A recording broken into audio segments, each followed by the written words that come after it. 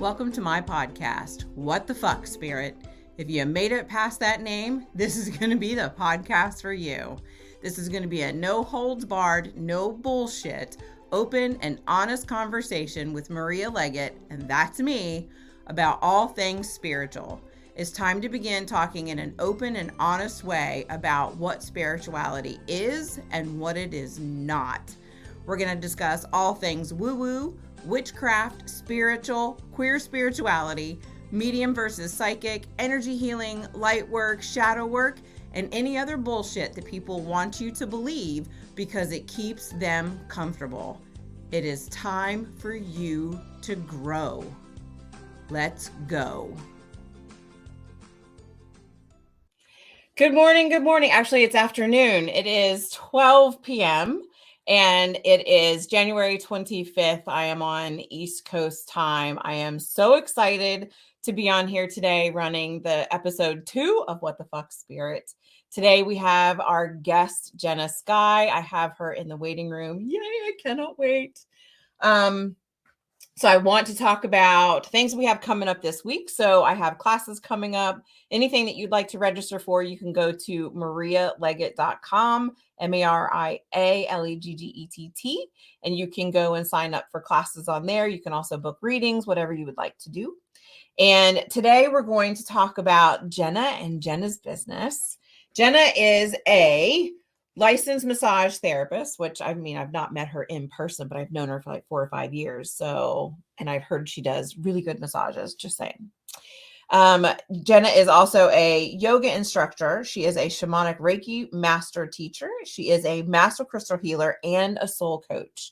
Jena and I do very similar things, but they're different. And I absolutely love being able to empower and lift up another female in this business.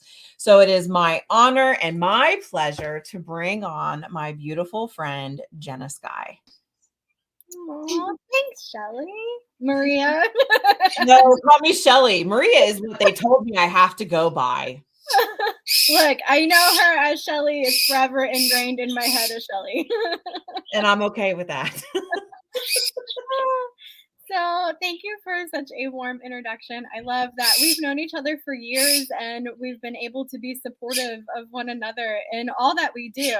And yeah. I think that it's awesome to see how we both have grown over the years too. So yes, massage therapist, that's been my career for 20 years now. I've been in the healing arts, doing Reiki, energy healing, crystal healing, all of that stuff.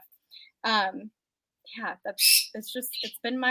it's really been my path since about 16 years old, when I was really started searching for my answers about spirit and wanting to understand it and find my beliefs and find my way, really. And I'm blessed that even into adulthood, I've gotten to live this path, and this path be my path of service.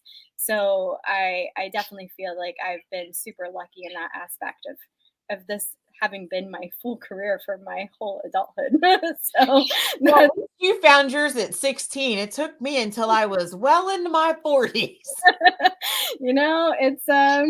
It's been a journey. It's been a journey, and it's constantly changing and shifting. And I love that too. So like right now, I am really on this kick of learning and teaching about the crystal skulls. So I have a free intro to working with crystal skulls workshop coming up. You can sign up for that. It's free. It's just a free introduction to kind of introduce people to working with crystal skulls and using them for channeling. It's absolutely amazing. They're amazing tools to work with. Who doesn't love free? Come on. Right. So I always think it's important to have like little things where people can be introduced to you too, because there's a lot of stuff out there nowadays. A lot of stuff that we got to sort through. But this is part of a larger program that I'll be running as well. So this is like your ability to tune in and see if it is for you or not. So but yeah, I've been in this field for quite some time. I love what I do. I shared this morning, 20 some years ago, I was holding circles in my home. And I saw that post. I saw that post. You're like, right? We had to do it in secret. And now we're like doing it out going, woo!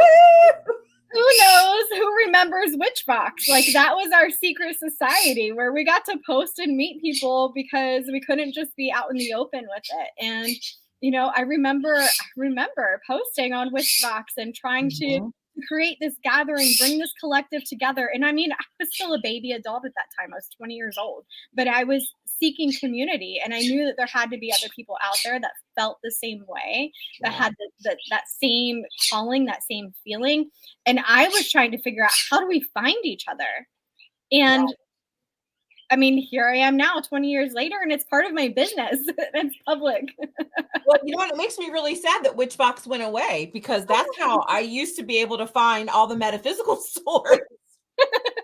You know, you're traveling and you just go to witchbox.com. There it is. You can do your search and find.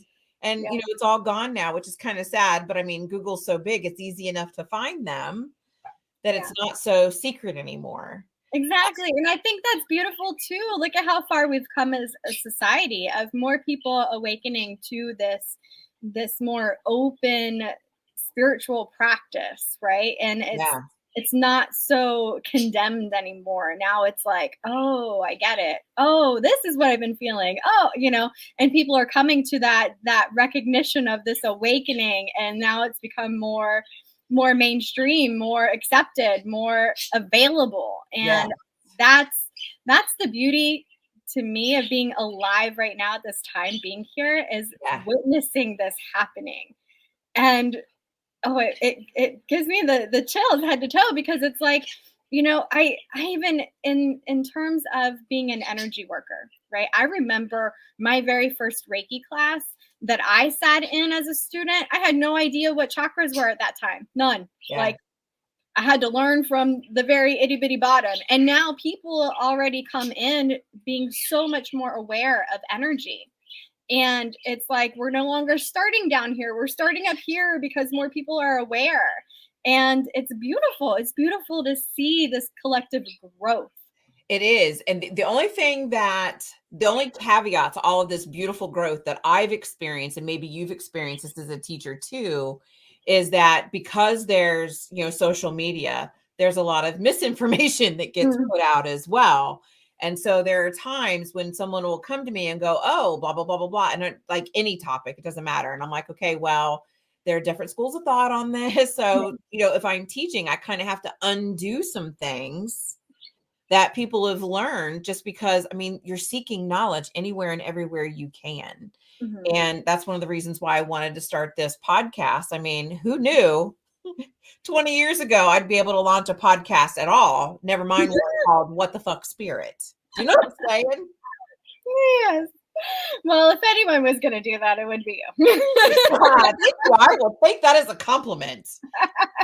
So we have a couple of viewers on. Sailor Brooke says, oh, I hear some birds. Those are Jenna's birds. Jenna loves animals as much as I do, and she has beautiful, beautiful birds. Very loudmouth birds.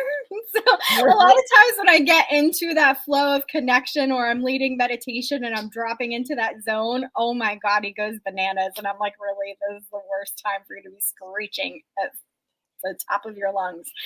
Animal kingdom will be heard. Yes. Yeah. I'm like, you know, it's just part of the meditation, right? And so I have this beautiful tree background. Just pretend it's a bird in the tree. It's fine. I love that. I love that. So anybody who is watching us live right now, this is going to be recorded on the podcast. Please, please, please send your likes and loves to this so that we can get picked up in the algorithms. Please make sure that you share this out with everybody, because this will allow us to hit the algorithms. It will allow people to find out what we're doing and find out the things that we're talking about. So it's really, really important that you guys begin sharing and interacting, because the more you comment, the algorithm picks it up that it's something that's interesting. So we have to, unfortunately, pander to the algorithms. But I mean, this is the world we live in right now. So anybody who is interested in Jenna's Intro to Crystal Skull class, that's free. I put the link in the comments. It is sacredsoulhealer.com. and that is her digital online academy. She also has mysacredsoul.com, which is her other website where you can buy merchandise. And if you live down near her, you can book appointments and you can do online coaching, because Jena does a little bit of everything, which is amazing.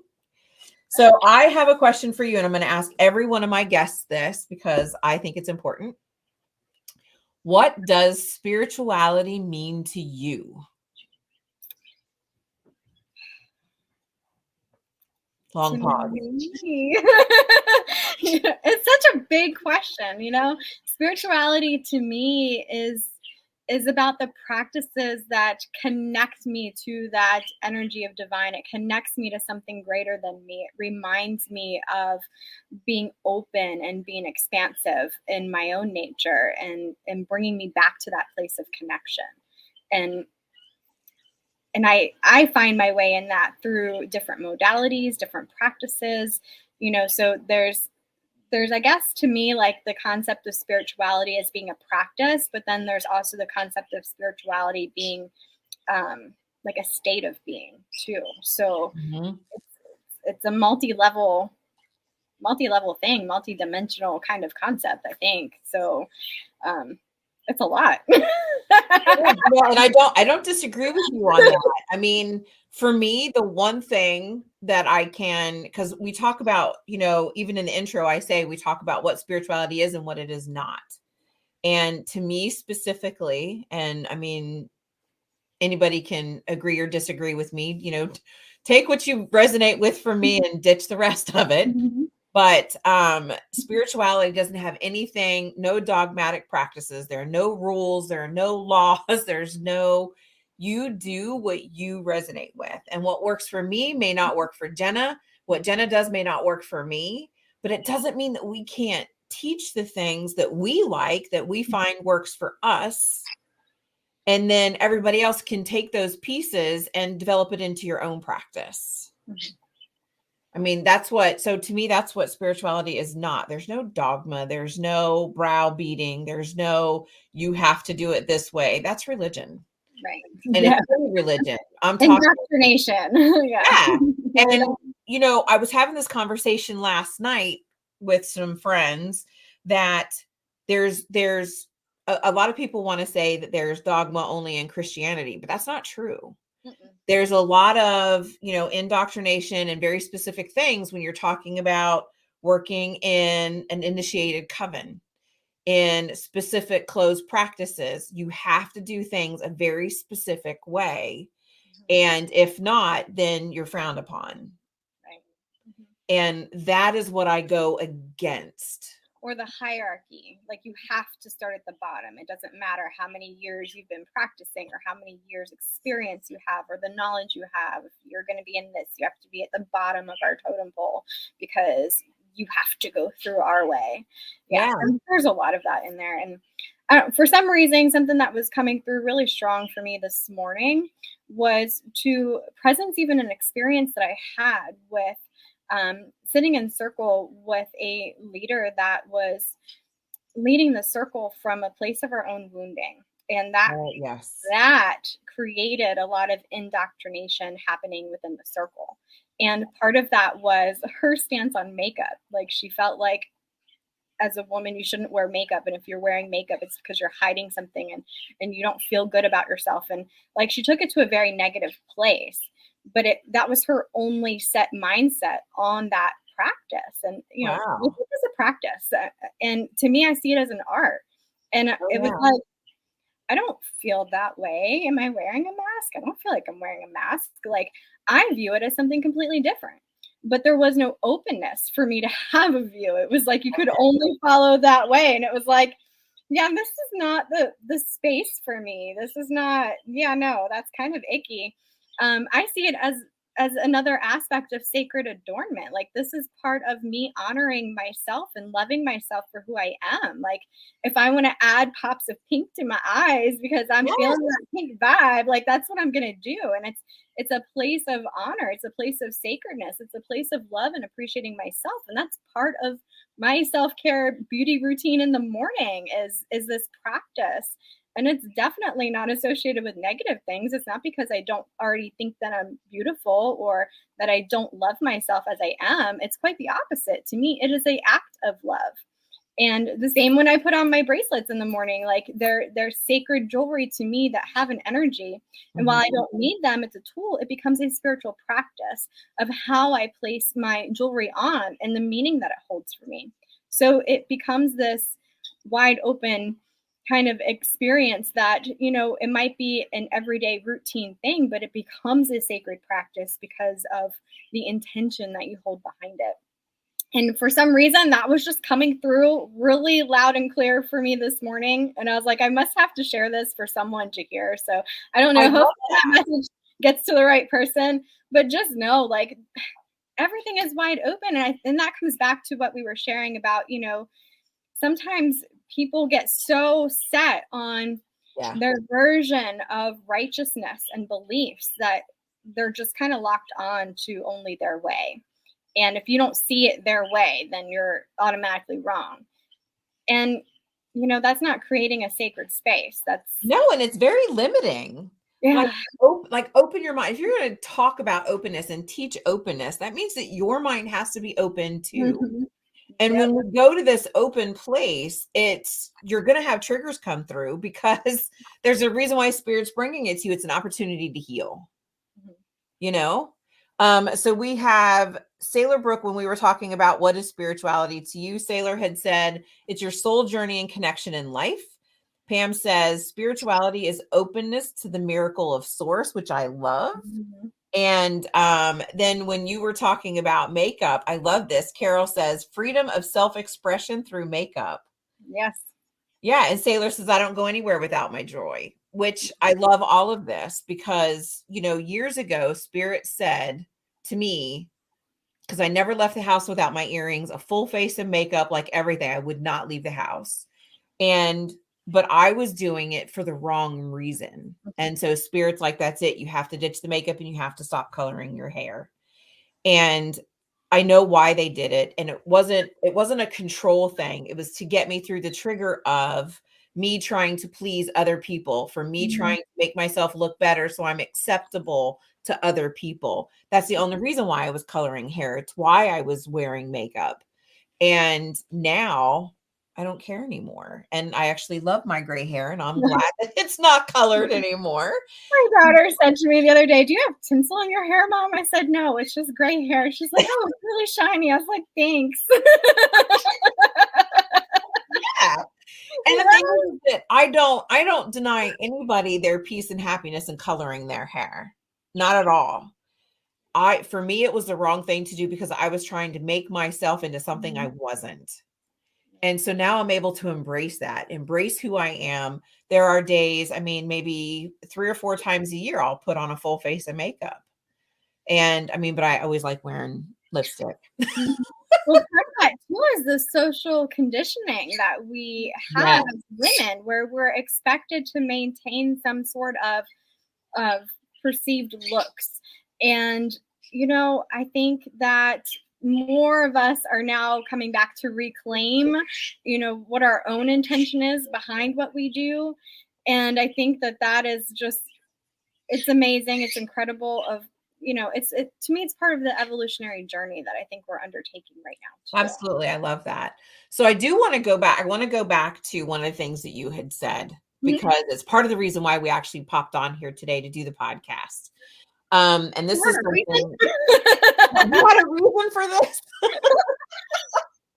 So, Tree and I, as you know, we've launched a very small circle business where we are now going to start holding circles for women. She and I were in a program that we learned a lot from, and if it wasn't for that program, we would have never met each other. So I'm super grateful for that. But Tree and I are we're running an 8-week program now called The Magic of Circle. And if you want to look up that, you can go to themagicofcircle.com and you'll find that information. But the point is, even with the shameless plug, I say shameless because I'm really not ashamed. So I want to talk about something that you had said, that you were sitting in circle where a leader was running circle from a wounded standpoint. And that's the whole thing. Like, I want to talk about what makes a sisterhood circle safe and comfortable. What are some of the triggers? What are some of the warning signs that you want to look for out of a circle leader? Even though when we're all circle, we're all even, there is no hierarchy in circle, but there is someone who will hold space for you to go through what you need to go through. The program that Tree and I went through, there was definitely some wounding going on. And so we are cognizant of what we don't want to carry into our circle. And so I just want you to talk a little bit about your experience being in circle with a woman who was running it from a wounded space and how you run yours different. That's a lot. Okay. So I think you hit the nail on the head though. Like when you're aware of it and it begins to show you what it is you don't want, right? And we experience that in life in general. You know, sometimes we're shown things so that we can understand what it is we don't want, what we don't want to bring forward. And then it also comes back to that place of grace where sometimes people are completely unaware of a projection that they're carrying, that they're sharing, that they're putting out there, because it hasn't come to that point where it's been mirrored back to them for them to witness, to go and grow through. So it's kind of this sketchy kind of area that really depends on the unique perspective, right? If it's someone you're close with, you might be able to have that private conversation with them of like, are you aware this is how this seems, you know, and kind of help to hold that mirror up for them. But in some situations, it might not be a good idea to do that, especially if someone's not asking for that mirror to be held up, because that can absolutely backfire. And I've had that happen to me before. Yes, it can. So, yeah, maybe don't always just automatically hold a mirror up thinking that everyone's super excited to do shadow work like you are, because some people are not. They are not, and they react horribly to it. Yes. I had that experience one time where I was in this group that was a spinoff from another group, and this woman was just tearing down like Christianity. Like she had an absolute chip on her shoulder about the history of it. And I get it, you know, as someone that did a lot of historical research around religions and things that happened, but it was like, you know, I just out of wanting to be supportive was like, oh, I remember feeling that way too. You know, I hope you find healing from this. And she absolutely like tore me to shreds, even went on a live in another group we were in together to tear me apart. Oh. I was like, okay, I definitely hit a nerve with someone. So I'm like, I'll just step back then, you know, by all means, have your wound and sit in it. That's fine. Yeah. So it was definitely a moment for me to sit back and look and say, okay, well, she wasn't asking for a suggestion or advice, which brings me to creating that safe space, right? And that to me is the key thing is, you know, I don't like having rules for a circle, but I do think we need to have some guidelines. And for me, the biggest guideline that I think is super important is recognizing each woman as being sacred, divine, and intelligent onto herself. So you don't need to offer suggestions or advice unless a sister specifically asks for that. Because if we think about how we are in the world around us and we share something right away, it's like someone wants to jump in and help and share a solution or a suggestion. And in that moment, when people do that, if you're not asking for that, it disempowers you. Correct. And whether they realize it or not, they're causing that. You know, they are taking that power away from you. They're initially saying that, you know, they don't think you're smart enough to come up with a solution yourself. And then that triggers that, you know, oh, maybe I'm not doing this right, or maybe I'm not, you know. And so it creates this kind of negative space. So to me, when we come into sisterhood, we're entering into a space where it becomes the top priority for each person to be seen, to be heard, to be supported, to feel connected.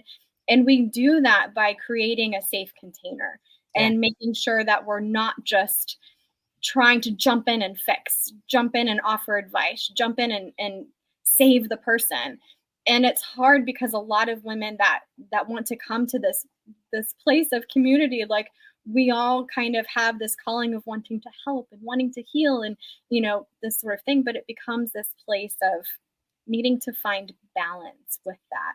Because when we jump and we act in that way where we are just jumping in to save someone, that's a sign of like more over dominant in the masculine energy, the solar plexus energy, where we're needing to prove ourselves and our own worth by jumping in to help someone else, versus a place of that divine feminine empowerment that can also move through that solar plexus, where we're able to hold the space and allow that woman to feel more empowered in the decisions and the choices that she's making on her own. And that's really where we want to move from in the sisterhood circle, because just in that space of creating that container, you begin to witness women rising up into that power. Yeah. And that is that incredible moment. That's like, it is amazing to watch. Yes. So sure. Tree and I agree with everything that you have just said. So we have at the beginning of Circle what we call the ethics and agreements. These are the things that ethically we can do, the agreements that you agree to hold on to. Yes. Because a lot of the times women are joining a women's circle because they want to be heard. And if you step in and try to rescue and save them, and a lot of people might disagree with me, when you're stepping in to rescue someone, you're doing it from a selfish place because you feel better by rescuing someone else. And so while it's coming from a selfish place from you, the other person, you're now denying them their right to be heard. You're cutting them off. Yep. So you need to be able to just allow them to cry, to do whatever they want to do, because they know they're being heard. And then before you do anything, you ask them, is there anything you need from us? You just want to be heard? Would you like advice? Give them options, and then that way they feel empowered for, okay, what am I saying? What am I doing? How do I want to handle this? And for a lot of women, they don't know what to say because a lot of us have never been given that choice. Yeah. We've had it taken away from us. And that's one of the things that I loved so much about being in Circle was that I actually got to talk. Yes. Yep. Absolutely. So I love that you feel that way, because I think that it is ultimately the safest way to run a circle, because running it from a wounded spot, you're carrying in your triggers. And here's the thing, right? I love, again, something that you said earlier is mirror, right? You can mirror for someone. And one of the things that we teach, and you may or may not teach this as well, is that my circle is a reflection of me. And so whoever steps into my circle could either have an old wound of mine, an active wound of mine, and stuff's going to get triggered. It's going to get brought up. But I want that to happen. I'm coming from a space of, I want that to happen, because A, it gives me an opportunity to heal. And B, if it's one that I've already healed and they want advice, I can help guide them through what worked for me, and then they can figure out what works for them. Yeah, I see that as the common thread that we see in the circle, right? Well, as sisters start sharing places that they're in, what they're working through, how they're feeling, what's coming up for them, all of a sudden it's like you see everyone's grabbing at little pieces of someone's story that they relate to. And it's that thread of connection that we're just like, yeah, I don't have that same situation. However, I feel this, and this takes me to this spot in my life, and what I'm feeling that relates to that. And it becomes that thread of commonality. But I like how you put it, like, yeah, because we call in the people that resonate with us, right? Yes. So it makes sense that those that show up are going to have a lot of the same wounds that we ourselves have worked through or healed through, or perhaps still are working on or need to work on. And I think that that's a beautiful way of looking at that too, is that recognition of that's kind of how this flow works. It's how the universe works sometimes. It is. And, and I don't know how you talk to your circle participants, but one of the things that I love that Tree and I did learn in our other program, and that we've carried it into our program, The Magic of Circle, which is don't text me an hour before circle and say, you know what, I'm in a really bad mood. I can't do it, because that's what you need to bring into circle. That's the place to bring that emotion. Let your sisters hold you. Let your sisters hold space for you to be however bitchy, cranky, nasty, whatever, because you could just spill it, right? That's what I love about circle, is that you just dump it in there. And we agreed at the beginning to not carry any of it out because it's not ours to hold. Mm-hmm. But you're dumping it in this beautiful, safe space where it can transmute, and then you can take out peace. And you bring up a very, very good point, right? We are so afraid sometimes that by bringing our heavy emotion, that we are bringing other people down. And I've had people reach out to me about this, where they become so afraid because of this positivity movement where everything's got to be positive and everything is light and rainbows and butterflies and unicorns, that they're afraid if they bring the intensity of their emotion into a situation, if they bring, that they're going through depression or they're battling some dark, heavy energies, that they're going to bring everyone else down, and they don't want to be responsible for that. Mm-hmm. And it breaks my heart that there are people that feel that way. And this is why I speak a lot about the toxic positivity, because it absolutely is. When you are preaching only this love and light energy and not holding space for those that are feeling these other emotions, and understanding that sometimes it's important that we sit with those emotions too, that is a part of life. Life is not always light, and life is not always easy. No. Light is not always sunshine, right? It is all of the things. And we have to be able to hold the capacity to sit in all of that. Yes. And that to me is part of what makes a good circle leader too, is someone that's not afraid of that. We have to be able to know how to hold the space when it starts shifting into that uncomfortable energy, because someone is moving through some emotional release and they're bringing up things that they have been working through in the deep, dark stuff that they've been holding in that they haven't been able to share with anyone else. And when they start to presence that and they start to move through that emotion, to be able to continue to hold that container and make sure that everyone is still feeling like, it's a safe space, that it is safe to express that, to move through that, to recognize that you're in that spot, and just allow us all to sit there with you so you remember that you're not alone, because you're never alone.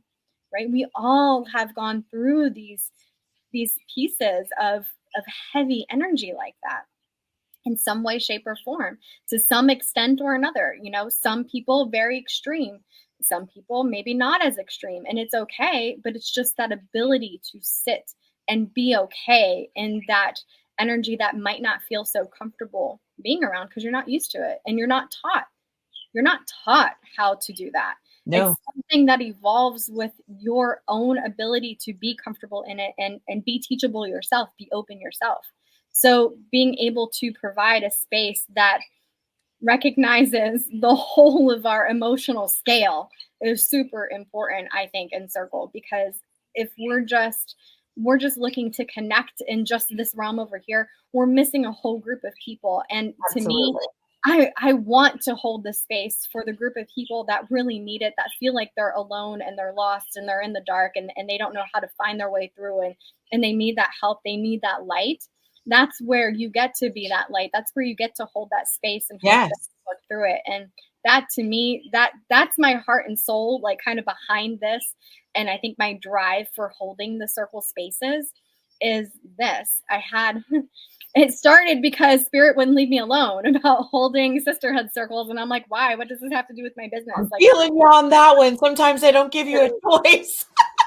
So I'm like, all right, I'll start holding circles. Well, let me take some extra courses. I want to make sure that I'm like up to par with what people are expecting. And, like 3 certification later, like, I'm like, yeah, I could have wrote all these courses. It's fine. So it was, again, a process for my own self of just coming into that recognition and feeling comfortable and stepping into my own leadership, because it was forcing me to step out of my comfort zone and hold a space in a larger capacity. Mm-hmm. And I had no idea where that was going to lead, but it ended up leading me to even starting a teen circle because of what I was going through with my own daughters and battling depression and anxiety and attempted suicides and just a lot of heaviness. And I mean, here I am, someone that teaches these healing tools and, meditation practices and all this stuff. And it's like, I'm watching my own kids and how they're battling things, and they have this access to me all of the time, but I'm mom. If you have kids, you understand when you're mom, it doesn't matter. It is totally different.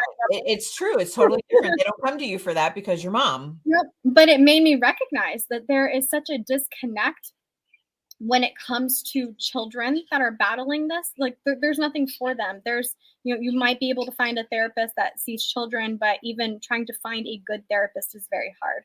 So by incorporating a teen circle, it allowed me to hold a space for these girls that wanted to come in and just kind of connect and be in a safe container, learn energy tools, learn meditation tools, learn different ways of being able to sit in their emotions and process their emotions. Because again, we're not taught how to process our emotions. And that's where the biggest breakdown is happening. No, and we're not taught to work through them. It's put it away. Nobody has time for that right now.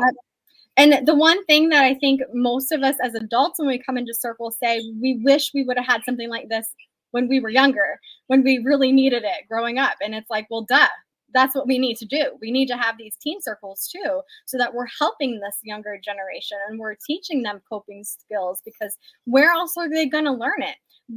We can only learn our coping skills by how others are showing them to us. And that's not always the best situation, right? No, not at all. we learn from the examples, right? Mm-hmm. So if you had a mom or a grandmother who raised you and they didn't work through their own stuff, you don't think that you can either. Yep. Right. And that's one of the things that I've had to work through is we don't talk about that in our family. Yep. So I've had to work through a lot of that stuff. And Circle has been the place where I could go and talk about those things because I'm not the only person who's been through that. So it's nice to be in a space where there's not, and again, like you said, we need to, and Circle is specific for, yes, it's great to bring in the light, but one of the ethics and agreements that Tree and I have is bring it all, everything, bring it all. Because in the moments that you're in your darkest spot, I can be your light. So we can share that, right? We can share that. So Christy says, if someone wanted to start a circle in their own area, how would they go about it and what training do they need? So Christy, I would tell you that you want to begin going to circles yourself so that you can have the experience as a participant. And once you've got that experience, then you need to find a place that will train you in circle leadership. And you want to make sure that you resonate with the circle leaders. Not all circle programs are equal. And it's just going to be a matter of finding a place where you're comfortable with that. That is the whole point to what Tree and I are doing right now is we have 3 programs that are going to run, and then we're going to have here's how you go be a leader, because we were taught differently. We were thrown into a program of how to lead circle, and we had no background in circle at all. And so you're processing through your emotions. At the same time, you're trying to learn to be a circle leader. And to me, it was a disaster for me. I mean, I did it, but I was still working through my own wounding and didn't really know how to hold space for people who were triggering me. So working through your own triggers is really important to at least get like the big mamba jambas out the way before you start leading a circle. Do you agree with that, Jena? Yeah. So definitely. I'm an overachiever and I love learning. So I can know something already and I'm still like, let me go take 5 certification courses in this just because, I might be missing something. That's my own thing. If I could be a lifelong student and just get paid for taking classes, I absolutely would nonstop because I love to learn. Like I just want to absorb it all. But having said that, the experiences that I had with circle training, I just felt like I didn't need them personally. I was already at that level. But there again, I've been on this path for 20 years and I have absolutely zero problem holding a mirror up for myself and working through things and understanding that. And 20 years ago, holding circles in my home here before circle training was a thing. And it's this place of self-recognition too, of where you're at in your journey. If you're in need of more healing, right? Because that's the epitome of the sisterhood circle is the healing that happens in that space of healing the sister wounds. And the comparison, the competitiveness, the envy, the jealousy, the resentment, the distrust, the insecurity, the lack of confidence, the hurt. If you've been hurt by another woman, I mean, how many of us can say we have not been hurt by another woman in our lives? I mean, I don't know any female who can say that. Not right. Exactly. So there's some sort of hurt or pain associated with the feminine, and rejection, vulnerability, fear. Like there's so much that we work through in the sisterhood circle that we don't even have to name or give name to, but it's a healing that happens just because of how the flow of the circle is. And that's the amazing part of it too. So sometimes you're not even fully aware of how something might be connected. And I'll give an example of this that is like such a dumb moment for myself. So here I am holding sisterhood circles, and I had this moment of clarity where I was like, oh, I have wounds with my actual legit sisters. Duh. Maybe I should work through that. I love my sisters to death, and it had absolutely nothing to do with them, but everything to do with me and the differences in our upbringing, because there was such a huge age gap. There's 12 and 16 years difference between me and my younger sisters. So they were raised in what seemed like a totally different household, totally different parents, it seemed like, who were willing to stay put and raise them in the same school and let them grow up and have lifelong friends. Meanwhile, when I grew up, I went to 10 different schools by the time I graduated high school. 10 different schools. That's a lot of moving. Yeah. So I had to learn all the time how to adapt, and I became very, very aware of how to be an observer of people. And that actually served me quite well. However, I held this resentment towards my sisters because they had a life that was so much easier than mine. And I didn't realize that I was holding on to that as a sense of anger towards them. Yeah. And then it really started to become more aware to me, and sometimes the way that I would maybe word something or say something. And I'm like, I don't want to hurt my sisters. I'm happy that they had a much easier life than I did.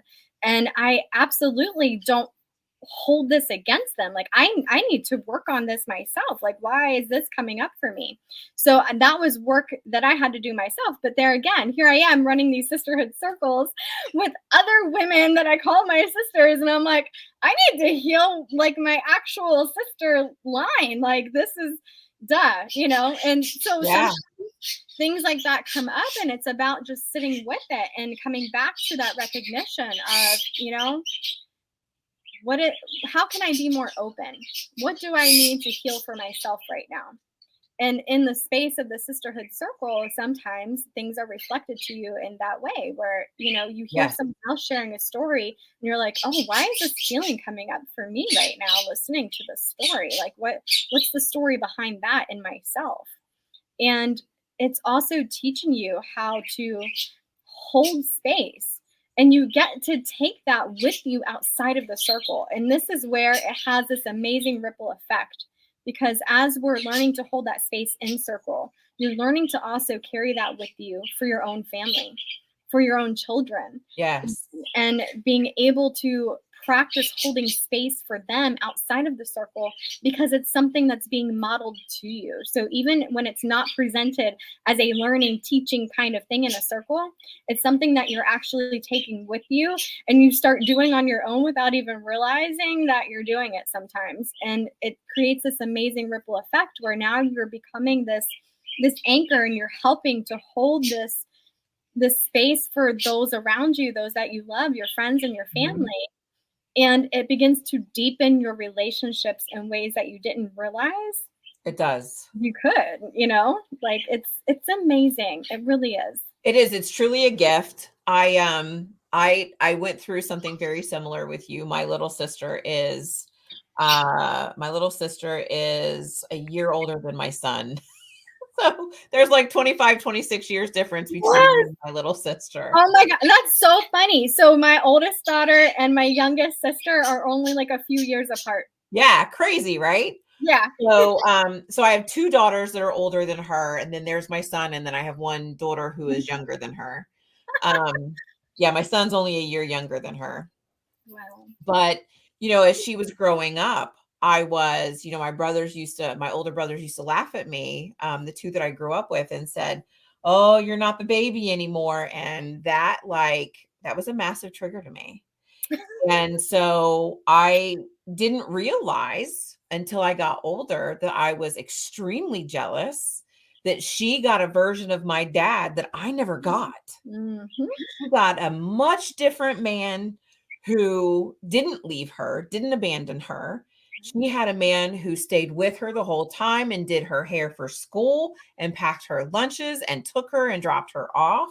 Like, she had a much different version of daddy than I did. And I had to realize that that was not Shannon's fault in any way, shape, or form. That was just that's the way that life planned out. It just was what it was. And I had to apologize to her for some of the ways that I spoke to her, because it was not okay. And it wasn't until after dad died in 21 that Shannon and I started to work through it. And she got to a place where she was comfortable to forgive me.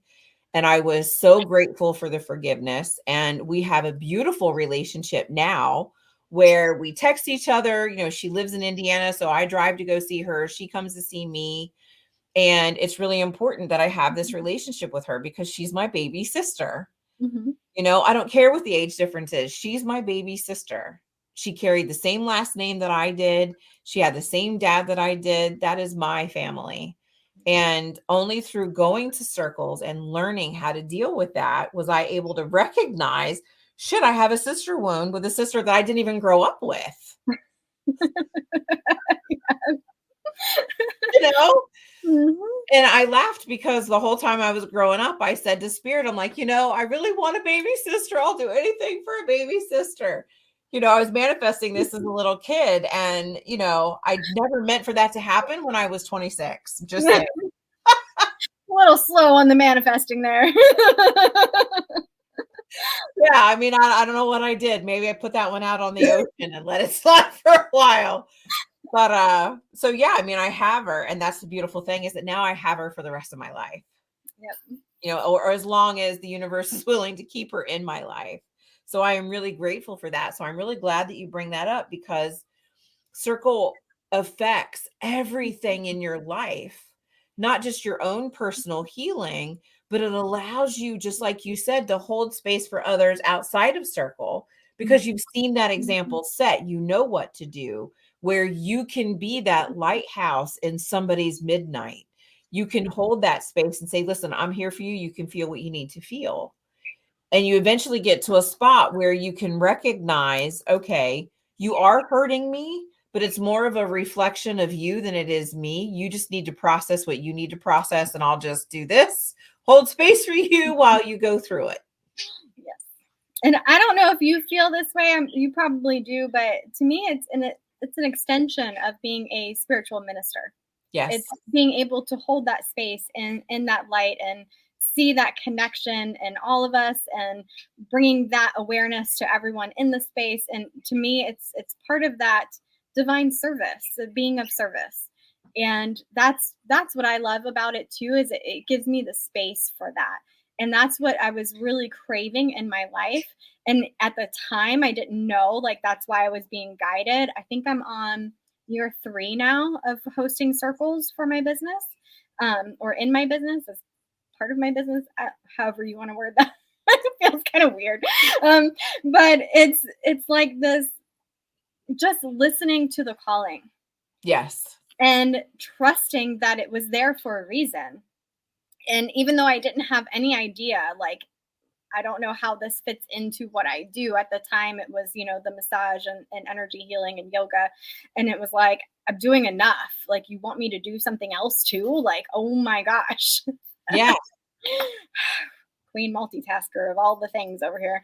So, and just listening and following that, and, you know, allowing myself to even stumble and how things were kind of playing out, and messing with different things, looking at, you know, some of how different people hold circles in different ways, and then finding what was true for me.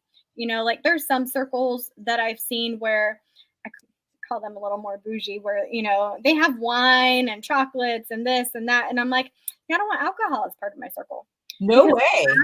I want people that, you know, if they're going through recovery, I want them to feel safe in my space. Yes. And that's not contributing to safeness. So that's not something that I personally do. No offense to anyone that runs circles in that way. Like, that's who you cater to, I think, is important.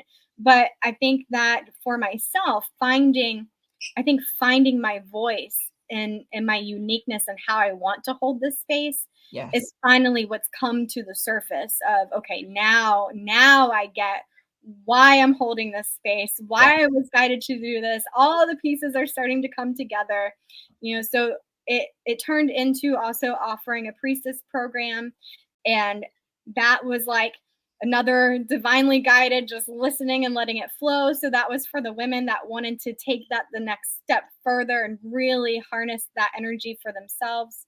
So I'm glad you brought up your priestess program, because Christy asked earlier, when is your next one opening? So it opens twice a year. It opens at May 1st at Beltane, and then at October 31st for Samhain. So it's a 6-month program, and then you have the option of doing the next 6 months, because everyone is different. If you want the year-long training, you can get a year-long training. And where can they sign up for that? That is on. So you can't sign up until the doors are open, but you can read about it. If you go to the sacredsoulhealer.com, you can find the priestess training information there. And that link is already in the comments, because it's the same place that you go for the intro for the free crystal skull classes she's got going on. Yes. Which I am a guest speaker on that. Yes. Just saying.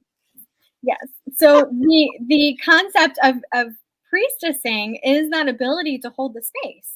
Yes. And it's the ability to recognize how we can help others find that connection and feel empowered, and holding the space for them in that. So it was like this natural flow. And then this year it was like connecting the dots again, as I am continuing my education some more in the mind practices for women's health. And it's really starting to come full circle for me now, and understanding why I've been guided to do this, and the multitude of layers that it's holding, so that it becomes a space for also incorporating that aspect of women's health, because that's another thing that's severely lacking.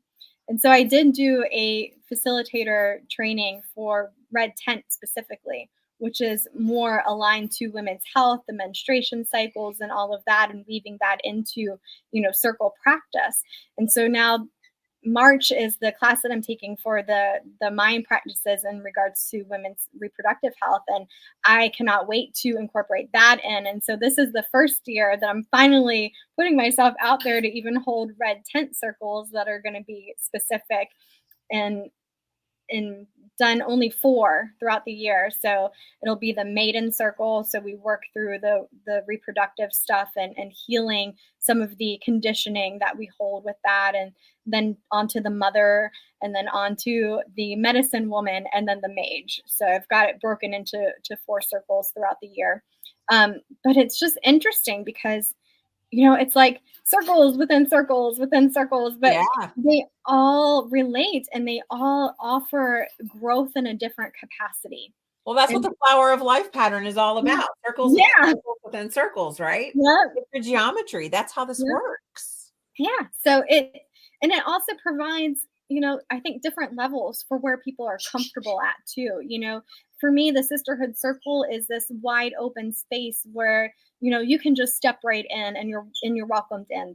There's nothing specific, you know, versus, you know, the priestess path is going to be more intense of a journey for specific healing and working through things for yourself and learning techniques and learning things. And then the red tent is going to be more of the group healing journey, where it's more directive in the healing that we're working through together as a group collectively. And I think that that's also amazing too. So I love that. Christy wants to know the priestessing class, is it online or in person? It's online. Yep, through sacredsoulhealer.com. Mm-hmm. Yep, it is online. Now, like the ladies that I have in this one, all of them are local except for one, but she drove in from out of town to make one of these sisterhood circles. So I ended up closing off that sisterhood circle, and I made it a priestess circle so that we all could meet together.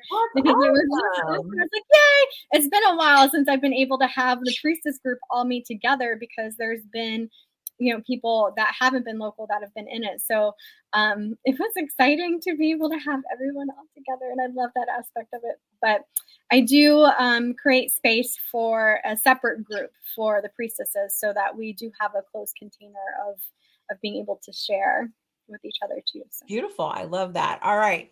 We are coming to the close. I can't believe it's almost been an hour that we've been chatting. Is there anything left that you would like to say? You can throw your websites out there. I want people to be able to find you. And all of the information, of course, if you go to WTFspirit.com, I will have all of Jena's links with the podcast episode as it's posted later today. I don't know. Is there anything else left to say? We talked about it a lot. Do you feel complete, Jena? I think we covered everything that I really felt like we needed to cover. Like, if you haven't experienced a sisterhood circle, I definitely recommend experiencing one. And whether it's one that meets online or one that you find in person in your area, I think just experiencing it, and even experiencing different ones, and see the differences between how they're led, how they're held, and be an experience as well. So just be open. Yeah, Tree and I say the same thing. Like, it doesn't matter if you don't resonate with us as circle leaders, totally get it. You know, we facilitate in a very specific way, and you may not resonate with us. Just get to a circle. It doesn't matter how you do it. If you're more comfortable being online, because everything that I'm doing right now are online. Like, I run full moon ceremonies and other ceremonies like that in person, but I do them as a combined online and in person. So just find a circle, find a place where you can find a group of women and just become comfortable with it and find out what you resonate with. And here's the thing, if you're getting triggered in your circle, start to cipher out what the trigger is. Is it something that goes against your very basic belief system, or is it something that you need to heal? Because they're coming up for a reason. Just work through it. And grace, show yourself some grace, you know, as quick as we are to offer grace to others and helping them through their healing process. Show yourself that same love and grace when you're working through your triggers. Yes. It's super important. Yes. That's one of the things that I love about Temple of the Rebel Goddess here in Dayton. It's a place where I teach my mediumship stuff. And they have a big sign that hangs above their door that says, no apologies within. So if there's a policy of no saying I'm sorry, it's thank you for your grace for allowing me to move through whatever it is, you know, because we all make mistakes. We all do that. And it is important that you give yourself the grace to be human. It's what we are. Well, awesome. Thank you so much, Jena, for being on here. I absolutely adore you and love you. I am so grateful for your presence. And I can't wait to hug you. Come visit. I know, soon. It's going to be this year. It will be this year. It's a matter of on video now. I'm holding you to it. That's right. It's right. It's recorded. Yeah, Spirit suckers me into this shit. It's always recorded. But I'm actually down with it. So we'll come down there. I would love to be in a circle with you. I definitely want to do some gallery readings and with you. That would be so much fun. So we will figure it out, maybe make a week of it or a weekend, whatever we can do. I love the beach. I miss the salt water. And of course, you know, I have other people who I love. I need to be down there with. So thank you so much, Jena, for being on here and sharing this beautiful space with me And thank you to all of you for joining and listening to What the Fuck Spirit podcast with me. I know you may not believe this, but truly you make a difference in my life every day. And I am grateful for each and every one of you. Thank you so, so much. Bye. Bye-bye.